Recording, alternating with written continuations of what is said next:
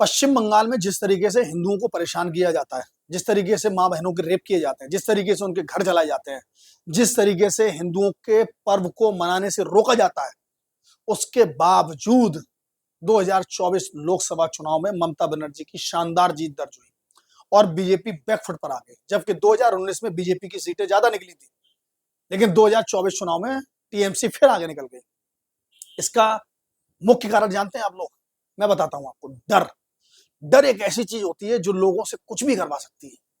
मैं ये बात जानता हूं, डर बहुत समय तक नहीं रहता, लेकिन जब तक है तब तक तो है ना, तब तक तो टीएमसी जीत रही है ना। जो भी हिंदुत्व, आरएसएस और बीजेपी का झंडा उठाएगा, या तो उनकी माताओं बहनों के रेप होंगे, या उनके घर में आग लगा दी जाएगी, या उनके परिवार के किसी की सदस्य की जान ले ली जाएगी। और जान भी कौन लेने आता है आप समझिए? बांग्लादेशी मुसलमान जो घुसपैठिए होते हैं, रोहिंग्या मुसलमान जो घुसपैठिए होते हैं, वहां के लोकल कट्टर मौलाना मुस्लिम जो लोगों को भड़काते हैं, और बीजेपी के समर्थित लोग, हिंदुत्व के समर्थित लोग, उनके परिवार, उनकी माओं की कोखें सूनी हो जाती है। क्योंकि राजनीति पहले है, लोग मर रहे हैं तो मरने दो, साम दाम दंड भेद जो लगाना लगाओ, बस तृणमूल कांग्रेस की जीत होनी चाहिए पश्चिम बंगाल में। कैसे भी मुसलमान खुश रहे बस, क्योंकि वहां 35% से ज्यादा मुस्लिम हो चुका है, और जहां 35% से ज्यादा मुस्लिम हो जाए, वहां बीजेपी का जीतना बहुत आसान काम नहीं है। क्योंकि हिंदू वर्गों में बंटता है, हिंदू सबको वोट देता है, मुस्लिम एक ही पार्टी को वोट देता है जो बीजेपी को हरा सके। और वहां बीजेपी तभी बढ़त बना सकती है जब बीजेपी अपने कार्यकर्ता को आर्थिक रूप से मजबूत करेगी।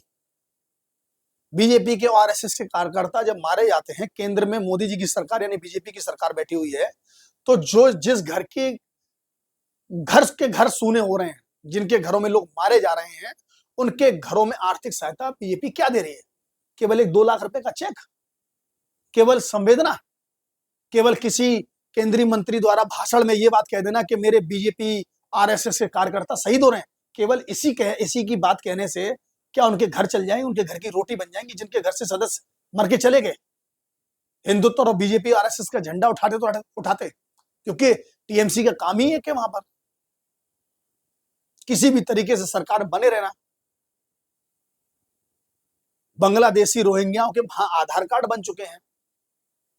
अरे केंद्र में आपकी सरकार है भाई, ऐसा थोड़ी नहीं सारे काम राज्य के हाथ में। जो आपके कार्यकर्ता मारे जाते हैं उनके लिए आपको आर्थिक मदद तगड़ी वाली करनी पड़ेगी, जिससे उनको ये एहसास हो कल को मुझे कुछ हो गया तो मेरे परिवार अच्छी तरीके से पल जाएगा, बीजेपी उनको गोद ले लेगी।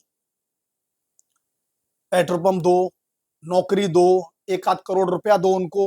मैं ये नहीं कह रहा हूं सारी चीजें एक साथ दो, इनमें से कोई भी एक ऐसी चीज दो जिससे उनको आर्थिक सहायता के रूप में जीवन पर्यंत उनका काम चल सके, उनके बाल बच्चे पल सके, पढ़ सके। तभी तो आपका झंडा कोई उठाएगा। टीएमसी तो अपने कार्यकर्ताओं के साथ साम दाम दंड भेद हर तरीके से खड़ी हुई है। पुलिस भी कुछ नहीं बिगाड़ पा रही है। धन खूब पैदा हो रहा है टीएमसी कार्यकर्ताओं को, खूब चल रही है उनकी साहब। तो जब तक बीजेपी का कार्यकर्ता आर्थिक रूप से पश्चिम बंगाल में मजबूत नहीं होगा, उसको संरक्षण नहीं मिलेगा, तब तक वो अब लड़ेगा नहीं। क्योंकि मरने के लिए थोड़ी ना बैठा है वो आदमी, उसके परिवार का कोई आदमी। अरे भाई उसको प्रोटेक्शन दो ना। लोकल पुलिस मदद नहीं कर पा रही है तो उसको केंद्र से कोई प्रोटेक्शन दो, उसके परिवार को प्रोटेक्शन दो। इस समय पश्चिम बंगाल में बड़े नेता को इतनी प्रोटेक्शन की जरूरत नहीं है जितनी छोटे कार्यकर्ता को है बीजेपी के। क्योंकि छोटा कार्यकर्ता अगर मजबूत होगा वही पार्टी को नींव मजबूत करेगा, वही छोटे छोटे कार्यकर्ताओं को जब जोड़ता है तब बड़ा वोट बैंक बनेगा बीजेपी के लिए। ये बात बीजेपी को समझनी पड़ेगी। ऐसे टीएमसी को नहीं हरा पाओगे अब तुम लोग बीजेपी वालों।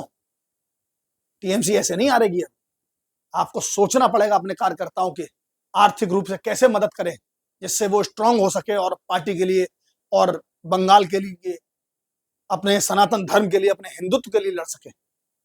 आप लोग गंभीरता से विचार करें इस बात पे, और पसंद आए तो ये वीडियो लाइक करें, कमेंट करें, और आगे हिंदुत्व को बढ़ाने वाले लोगों को इस वीडियो को फॉरवर्ड करें।